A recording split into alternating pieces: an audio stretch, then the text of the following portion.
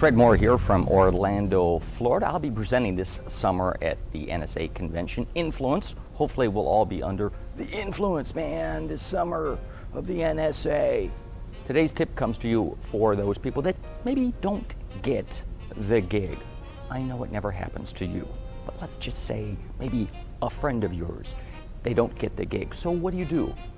Well, if you're like me, most people go through the typical 3 stages of rejection. The first, of course, is you handle it very well. Why? Why me? Why? Second step would be dealing with it maturely. Those people are idiots. Why dare? How come they don't hire? They're stupid. Third stage is acceptance. Lost another gig to Shep Hyken. Oh well. Here is what I do. After I find out I haven't gotten the gig, I type up an email scheduled to go out 2 days after their conference is over. And this email basically says, hey, the conference is over. I hope you got everything you wanted out of it. And now it's time to go get some rest. Go get some sleep. There's no selling. There's no, like, hire me, hire me. None of that. Just a goodwill gesture. Now, this is scheduled to go out 2 days after the conference. Now, it doesn't matter when the conference is. I schedule it as soon as I find out I didn't get the gig, because months from now, I may forget to send that email out. Then what I'll do is I'll schedule another email to go out about 2 weeks after that first one. Again, it's scheduled, so I don't have to think about it. This email says, well, the conference is over. Hope everything was great. We spoke before about me presenting at your conference. I want to know, have you started looking for speakers for next year's conference?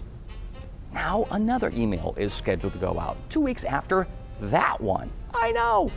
And this email basically says, hey, hope you got my first email. We talked before about presenting at your conference. It didn't work out, but I want to see if you've started the process for the next conference yet. So what you're doing is you're keeping top of mind with these people. You're getting your name in front of them. Now here's the thing. I schedule these also to go out to me. I do a blind carbon copy to me.